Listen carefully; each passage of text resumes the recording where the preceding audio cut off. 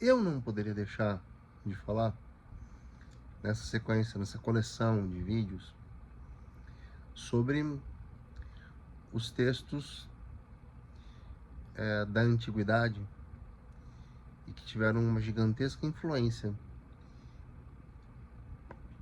em especial porque eu tive contato com eles em 3 momentos. Quando criança, a minha avó me contava essas histórias de uma forma doce. E eu tenho uma memória que tem uma memória muito boa, modéstia à parte. Me lembro assim do semblante dela contando essas histórias, como que me preparando para o que elas viriam a ter de impacto quando a versão não fosse tão doce assim. Depois, quando eu estava no ensino médio, essas histórias chegaram de uma forma mais impactante, inclusive porque elas servem muito para quem as conta usar uma teatralidade. E eu não me excluo disso. Numa aula de cursinho, explorar o que é mais visceral. Visceral é aquilo que meio que às vezes revira o nosso estômago, né? Faz a gente pensar, mas será mesmo? E depois, no curso de letras, o contato com um quadro mais amplo, né? Do que é a tragédia grega. Eu tentei encontrar essa bagunça, um texto do Nietzsche, chama O Nascimento da Tragédia. Porque as peças do teatro grego, o que chegou até nós foi pouco mais de 30 peças, de uma universalidade imensa. Pelo simples fato de que, como o livro, nesse conceito, né? Isso aqui se chama o livro em fólio, né? Isso é pós-Gutenberg, século XV. Então, embora Shakespeare seja já posterior a Gutenberg, no que dependesse de Shakespeare, os textos dele não teriam chegado até nós. Não é? É graças a um trabalho de compilação dos scripts que copistas faziam todos os dias com os acréscimos que ficavam com os atores. Foi um trabalho de junção para uma edição. Foi a primeira edição e que trouxe até nós algo que não pode ser forjado. Não é? Mas quando falarmos de Shakespeare e for a hora, eu volto a isso. Então, as peças, elas passam por fases. Não é? São geralmente tragédias. E eu vou falar só de tragédias nesse vídeo. De uma fase bem mitológica, uma fase de transição de mitologia para uma percepção social de que a mitologia era instrumento, era meio e não fim, até uma fase já não mitológica, ou em que o mito aparece, mas como antagonista, algo a ser combatido.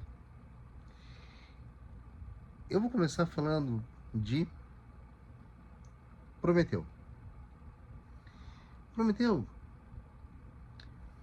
pertencia ao rol de divindades, ou de deidades, como se quer dizer, e tinha acesso ao Monte Olimpo.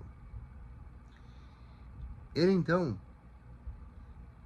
teria roubado uma fagulhinha, uma brasinha do fogo dos deuses e vindo a esse mundo mais material, tomado para si um monte de argila, moldado um boneco e colocado ali essa fagulha, o que teria dado origem ao primeiro homem, Eri e Meteu.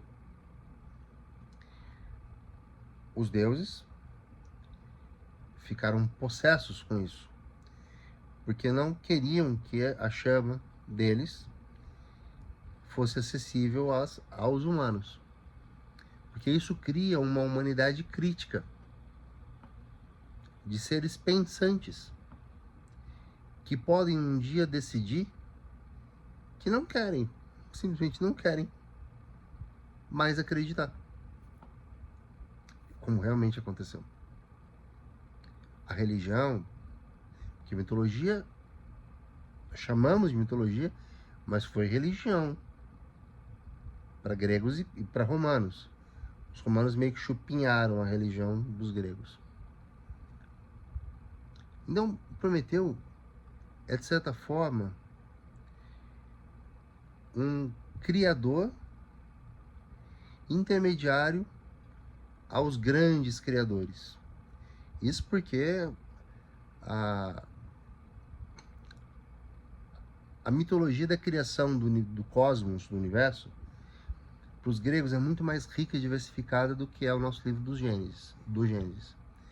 Mas veja, na Bíblia se diz que Deus fez o homem a partir do barro.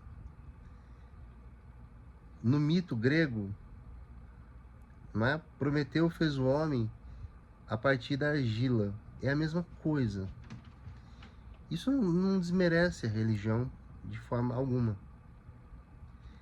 mas mostra como nós fomos, desde o princípio, nas nossas bases, muito antes da razão, da filosofia, não é? Fundamentou-se o poder sobre pessoas com mitos reforçadores de uma crença, no mínimo, cínica, que é a crença de que consciência é algo que faz mal às pessoas. E sabe, eu ouço até hoje um clichêzão que é assim: olha, eu queria ser burro, porque se eu ignorasse tudo que eu sei que é verdade, eu seria feliz. Aí eu me lembro de uma cena de Matrix, o primeiro filme, em que um personagem traidor é traidor porque ele entrega a localização de um grupo que não está inserido na Matrix, e é um grupo rebelde. E o que ele pediu em troca para existir só na Matrix e ter vida boa. E quem o comprou, quem o subornou, não aguenta e pergunta: mas se você sabe que isso é uma ilusão e que o seu corpo está num sarcófago como uma pilha humana, por que você aceitou, agora que você já aceitou mesmo? Ele disse: eu prefiro a ilusão. Há uma verdade com a qual eu não sei conviver. Meio difícil refutar isso. Sigo falando de Édipo Rei, que estatisticamente, quando se digita o nome das tragédias no Google, é a que aparece, é a que traz mais resultados. Quer dizer, é a tragédia que tem o maior apelo ao público. Ela teve com um destino. Vejam, toda a história começa já com o rei Édipo, rei de Tebas, casado com Jocasta, uma mulher mais velha que ele, com quem ele já tem filhos, inclusive. E ele se tornou rei de Tebas porque, vindo de Corinto, príncipe lá em Corinto, uma outra cidade-estado, ele, né, buscou refúgio em Tebas e chegou a Tebas. Tebas estava sendo atacada por uma esfinge. Essa esfinge se instalou e causou inúmeros males. Crianças nasciam mortas, as lavouras, né, secavam, fome, doença, tudo que vocês imaginarem de ruim estava rolando lá, por lá. E aí, essa tal da esfinge iria embora se alguém resolvesse um enigma. O problema era que quem tentasse e acertasse, beleza. Mas se alguém tentasse e errasse, a esfinge mataria o indivíduo. Então ninguém queria tentar. Super senso de coletividade, né? Mas Édipo tentou. Bom, a esfinge perguntou: qual é o ser que pequeno anda em 4 patas, maduro, adulto, em 2 e no fim da vida em 3? E ele falou: é o homem, que engatinha quando é criança, anda sobre as pernas boa parte da vida e na velhice usa bengala. Né? Olha o Enem da esfinge. Torna-se rei de Tebas. O povo o aclama como rei, ele aceita ser rei. Vem uma mulher junto e ele tem filhos com ela. E os anos se passam. Eis então que Tebas volta a sofrer, não com uma esfinge, mas com, assim, situações trágicas. Os bebês começam a ser mortos de novo, os animais começam a parir filhotes mortos, não é? O rio seca, falta água, e ele vai até o oráculo de Delfos e pergunta: o que está acontecendo? O que está acontecendo? E o oráculo diz: olha, antes de você era rei em Tebas Laio. Laio foi assassinado. Enquanto os assassinos de Laio, ou o assassino de Laio, ficarem impune, Tebas vai permanecer amaldiçoada. Édipo já tinha consultado aquele oráculo no passado. No passado, ele foi oráculo, ele era muito jovem. E o oráculo disse a ele: ó Édipo, tu há de matar teu pai, deitar-se com tua mãe e ter com ela filhos malditos. Ele morava em Corinto. Então, o que ele fez? Ele fugiu do destino. Aí ele lembrou que quando ele resolveu fugir de Corinto, a estrada era muito estreitinha, ele estava vindo, ele era príncipe de Corinto, e eis que ele está vindo de cavalo, e vem, né, um cortejo, uns soldados, uma espécie de carruagem, uma coisa assim, e ele fala: saiam no meu caminho. Mas esse cortejo aparentemente era de alguém importante, que não sai do caminho.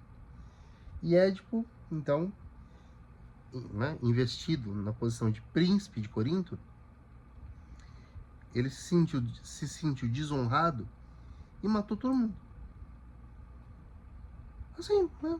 Acho que na antiguidade matar todo mundo, quando se podia, era tipo trivial. Era como caçar Pokémon. E chegou a Tebas. Vocês já estão sacando o que rolou, né? Bem, na cabeça dele, se passa então: será que eu matei o rei de Tebas? Mas por que ele não falou que era rei de Tebas? Bom, fica a pergunta para ele também, né? Por que ele não falou que era príncipe de Corinto? Bom, aí, como o oráculo não foi muito conclusivo, ele mandou chamar Tiresias. Tiresias era um homem cego e era vidente. E Tiresias diz a Édipo, quando chega: tu sabes o que fizeste. Assume tua culpa.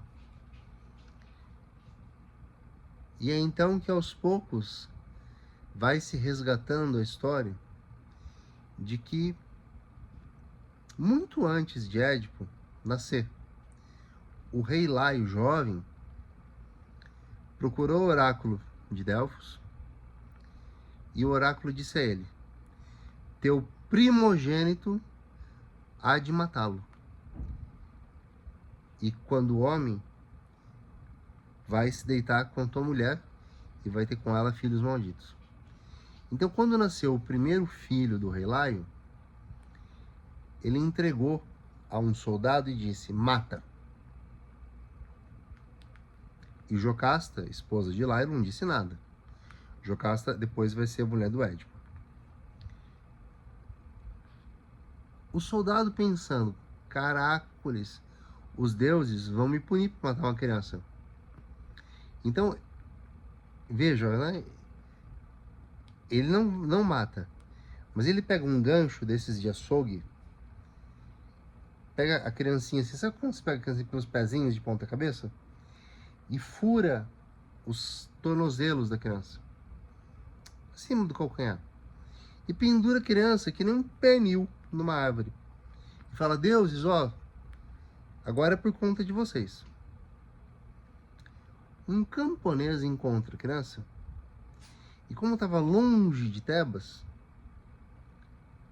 o leva para os reis de Corinto, que, não tendo filhos, adotam o menino. Tanto que Édipo é a função de Edis, furado, e Podos, pés, aquele dos pés furados. Então, adotam uma criança, mas tem a brilhante ideia de não contar à criança que ela é adotada. Ele acredita que ele é filho daqueles dois, né, daquele homem e daquela mulher. Quando Édipo escutou que iria matar o pai, ele foge. Mas ele foge só para corrigir a tentativa do rei Laio de afastá-lo, para que ele não o matasse. O destino se cumpre. É uma peça sobre destino. Tá?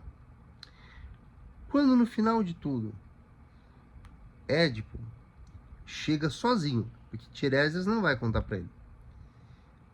Édipo chega sozinho à conclusão, com apenas um depoimento de um soldado que escapou quando Édipo matou o rei Laio e matou quase todo mundo. E que com medo ficou calado esse tempo todo. Quando ele se vê convencido de que ele era filho de Laio, foi criado em Corinto, veio a Tebas incidentalmente, no caminho matou Laio sem saber que era seu pai, deitou-se com sua mãe, incesto, teve filhos com ela, filhos incestuosos. Então, né, ele toma a melhor decisão. Gente, a melhor decisão. Tá? Ele arranca as presilhas da capa e tira os olhos fora das órbitas. Né? É uma brincadeira a melhor decisão, porque é como estar devendo para o banco e não olhar o extrato da conta. Não faz muito sentido. Então, ele arranca os olhos e ruma para o deserto. Jocasta, que é informada que teve 4 filhos com o filho que ela achava que tinha morrido, e que, vejam, ela não abriu o bico. O marido falou que o que ia acontecer, ela deixou matarem a criancinha, mas não mataram. Então, veja, Quando a gente tenta bagunçar a física do destino, as coisas não dão muito bem. Eu não estou afirmando isso. Isso é o que há na peça. Mas deixo para vocês pensarem no seguinte. É uma afirmação que eu, Thiago, vou fazer. Romeu e Julieta não é uma peça sobre amor. Porque o amor simplesmente existe. É uma peça sobre a possibilidade ou impossibilidade quando os fatores que nós chamamos de destino e que Shakespeare, como um bom renascentista, questiona, quando nós tentamos driblá-los sem mudá-los. Porque, obviamente, sob o impacto da razão,